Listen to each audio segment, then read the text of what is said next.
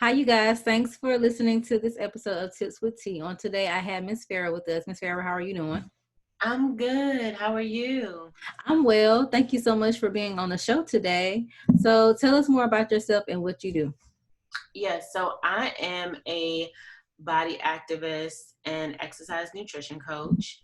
And people know me as the body positive nutritionist because I promote, self love and embracing your body through wellness, nutrition, and body positivity. And then I'm also a certified exercise nutritionist. So I ended up combining those two together and becoming a body positive nutritionist. Awesome. So you did say body positivity. So, what is that, and why is it so important to you? So the reason why body positivity is important to me is because I think a lot of times we are so stuck on trying to fit into society standards when it comes to beauty, when it comes to fashion, when it comes to even, working out. Some people are afraid to even work out in the gym because of their size. And I think it really needs to come to a point where, health is beyond size, right? Health has a lot to do with your mental health, whether or not you're dealing with a chronic illness. It also has to do with, your overall wellness. How are you eating on a day-to-day basis? How are you thinking on a day-to-day basis? And how are you moving your body on a day-to-day basis? And so I think oftentimes when people hear the word body positivity, they often think, oh, this person must be promoting obesity. And it's not. I'm not one to promote obesity. What I am promoting is health along with self-love and embracing your curves. Because the truth of the matter is, if you can learn how to love yourself, then you're going to want to do right by yourself, right? So that means that you're going to want the best for your overall health. So I started, the Thick, Bold, and Healthy movement to really help women with curves that are curvaceous, to really help them embrace their body, through the avenues of health, wellness, and nutrition. And as a result, I find that a lot of them do end up building more self-love, and they end up, reversing diabetes or, losing a few pounds and just overall feeling better about themselves. That's awesome. And I'm glad you're teaching that because I feel like we do need to embrace our bodies for where we are now. For some people they do that has trouble embracing their bodies. They develop all these different health issues by not really because they start develop eating disorders or binging and all this other stuff. I remember that used to be a major thing in high school growing up. Like a lot of the girls will start feeling bad about their body, so they won't really eat or they'll binge. And I was like, and it was very very common, but it was, I feel like back then, and we would have teach them or teach our females to embrace their body where you are now, appreciate it. If you want to make changes, but then do it in a positive way so you can make healthy changes. Exactly. And when COVID is no longer with us, prior to COVID happening, I was actually in schools and I was teaching workshops to young girls in middle school and in high school, because that's where it's most prevalent when you start kind of like dieting and start entering diet culture. Because I remember being in high school too. Let me tell you, at the age of 15, I was on my first diet trying to lose weight for my sweet 16. And so it's so crazy how we're so conditioned at a young age to think that we have to be a certain way, look a certain way, fit, into certain sizes just to feel accepted and feel loved and wanting to be loved by others and in society. Well, that's awesome what you're doing. So what are some tips you give your clients with curves about self-love and about self-care to help them during this process?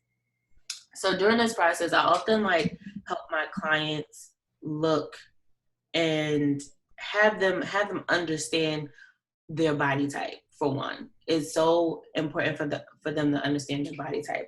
A lot of women that I work with are honestly endomorphs. So these are the body type that, is prone to weight gain. We gain weight easily. I'm an endomorph. I can gain weight very easily. I'm sensitive to weight gain. My metabolism isn't as fast. I have to constantly watch my sugar intake. Mhm. My body, I thrive more off of eating more foods with high protein, that's high in protein, more meals that are high in protein, so that I can either maintain tone or lose weight if I choose to do so. But a lot of times, I think women have a hard time understanding their body type. And so if they don't know that they're endomorph or a mesomorph or an ectomorph, which is, there's only three, so don't be like so confused by them. They don't know what to eat. They don't know how to, process certain foods. They don't know how their body is going to process certain foods. Mhm. So even when it comes down to the healthy foods, they Right. could be healthy foods that are great for you and that are normally great for your body, Mhm. but if your body doesn't respond well to them with whatever goal that you're looking to achieve, then it's not the best for you. So the tip that I do have is just simply understanding your body type. Mhm. Um, Understanding what foods respond well to your body. And then the next tip that I always love to tell women that I work with is find your internal challenge. And when I mean your internal challenge, I mean something that will constantly motivate you to do well by your body. So instead of saying, I'm going to lose 30 pounds, 40 pounds, 50 pounds, say, okay, I'm trying to complete a 5K race, or I'm looking to compete in my first Spartan race, right? Or, I want to have kids one day, so I want to be healthy for my children, or currently have kids and I Mhm. need to be healthy for my kids and for my family. Though that's an internal challenge that'll keep you motivated and want to do right by your body and continuously learn how to love your body and be healthy versus just defining your worth based on the number on the scale. Right. I'm glad you said that too, because finding an internal value or purpose of why, because a lot of people, they just focus on the pounds, but then okay, what's going to happen after these pounds come off and you finally reach this goal? How are you going to continue to maintain and stay healthy, and so you won't gain the pounds back? So one thing I was telling myself was, okay, I want to get back in shape. I want to, tone and be to the Mm-hmm. point where I'm more active, because I do want kids.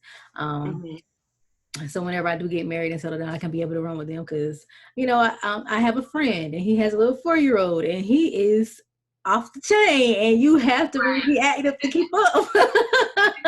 So I'm like, okay, if this is how baby's gonna be today, then I definitely need to get to this point where I can be in that good health standpoint, so I can run behind my kids. I can go in the yard and play with my kids and not be tired. So that's really a good tip that you did give about actually finding a purpose of why you want to lose the weight and why you want to be healthy. Yeah, and I think once you focus on that, you'll find that the weight or whatever goal that you're trying to reach will come. So for me, for about a year living in Seattle, Washington, I was very depressed. I was going through it. I didn't know how to I want to say I knew how to eat for my body, but because I was so stressed out, even though I was going to the gym every single morning at 6 a.m., I still could not lose the weight. And I was planning my dream wedding. So imagine trying to lose weight, depressed, planning your dream wedding, and your body is just going crazy. You're not really seeing results. And then on your wedding day, you find yourself comparing yourself to your bridesmaids because all your bridesmaids are smaller than you. Uh-huh. And oh, okay. So I knew that I just needed something aside from weight to get me to move, to get me to love myself. And in the year of 2018, I completed 10 5Ks and 10Ks and ran my first half marathon in the beginning of 2019. So I knew I wasn't the only woman going through this. And so that's honestly why this platform was created. Well, that's awesome. So you also wrote a book, and your Yes. book is called 12 Steps to the Body of Gold. So tell us more about that. So 12 steps to your body of gold is 12 steps to your body of gold is based on 12 steps to embracing self-love and mastering your health. And I wrote this book with the intent of helping women step by step learn how to love their bodies first and then focus on their health second. And that may sound crazy to you. People think, well, I need to just get healthy now and then worry about the love later. But it's like, again, back to what we said before. If you learn how to love yourself, then you will do right by yourself, meaning you Mm-hmm. will start to practice healthy habits Right. and focus on the longevity of your life. And so through these 12 steps, I take them through a process of understanding their emotions, Mm-hmm. understanding their relationship with food, understanding why they want to be healthy and get healthy, on top of giving you a bonus. And I'm giving you a meal plan, in a sense, Mm-hmm. where I'm showing you how to properly eat and how to put food groups together. So it's honestly a workbook, because a lot of women, they tell me, okay, I read the first 2 chapters. I'm still on question number 1, in chapter 1, because it's such a deep question. And I'm really forcing women to think about how they feel. You Mm-hmm. know, your emotions have so much to do with the decisions that you make with food, the decisions that you make, when it comes to your health. So we can understand how we feel. We can understand that we need to admit to ourselves that something needs to change. If we can understand our why, we can understand what are our triggers. If it's something in our past that's Mm-hmm. holding us back from reaching where we want to be, um, and if we can understand that, we'll be better off. So it's really, those 12 steps are taking you through that emotional process of breaking down your barriers and having you in tune with your emotions, and teaching you how to properly eat right for your body and for your lifestyle as well. Awesome. So out of all those 12 steps, name at least one of them that you feel like your clients struggle the most with. Out of all of those 12 steps. Out of all of those 12 steps, I think the most that my clients, that's a good question. Because there's a lot of them, honestly. They struggle with a lot of them, and they all kind of flow together and they go together. Mhm. But I would say number 1, which is the first step, admitting. I Yes. think a lot of people don't want to admit that something needs to change. Like, there's a difference between saying that I'm curvy and I can't get healthy because I feel like I'm supposed to be like this for the rest of my life, versus I'm curvy and I know I need to do better by my health. I know I need to, get better, get active, and do something about my health. So I think a lot of times people are afraid to admit that they need to change. I'm not saying that you have to lose weight. If that's something that you want to do it. Mhm. Um, but if you want to stay the same size or get a little smaller, or, you know, then that's fine. But you have to admit that something needs to change. So I think that's one of the main problems that a lot of the females that I work with have. And then I would say discovering their why, which is, I believe, step 6 Mhm. is discovering your why. Because I just had a client that I've been working with for 2 months now, and she tells me, like, she's getting results and she's doing well, and she's being consistent, but she still hasn't discovered her why. So Mhm. for me, as her coach and as a nutritionist, I'm like, okay, this last month that we're working together, I really need you to figure out your why, because once I leave you, or not necessarily leave you, because I'm always going to be here and you're part of the community, but once you don't have me on on the phone, or have me on the phone 24/7, or have access to me 24/7, what's going to happen? Yeah. So I think discovering your why is another thing that they really, really do struggle with. And lastly, which I believe is number 8 and 9, is learning to love your body and learning to fall in love with your body. Mhm. I think those are 2 things that get people stuck. Mhm. But that's Well, thank you for those. I mean, it's very, really important to know, to admit, because admitting is basically accepting, okay, yeah, I need to change this about myself. right. Because some people, they tend to be in denial. I tend to be in denial about certain things. Um, And then with the, finding your why, and a lot of people don't really understand why the why is so important. And the why could be so important because it helps you to identify, you know, um, it's kind of like a goal that you're setting for yourself as well, but it kind of helps you to stay positive once you know your why, once you know your purpose, and Yeah. it helps you not to get unfocused and distracted. So yeah, we do tend to um lose sight of that, not even just with like, weight loss and stuff like that, within businesses and, entrepreneurships and Yeah. daily life. So it's very important that we do know our why. So thank you for sharing all those tips with us. So how can everybody purchase your book and get in contact with you? I'm gonna share the social handles. Yes. So you can get in contact with me through Instagram at Farah M Green _ and on Facebook at Farah M Green as well. And then you can follow our platform, our Thick, Bold, and Healthy platform at Thick, Bold, and Healthy, both on Instagram and Facebook. And you can purchase the book at my website called thetbhlife.com.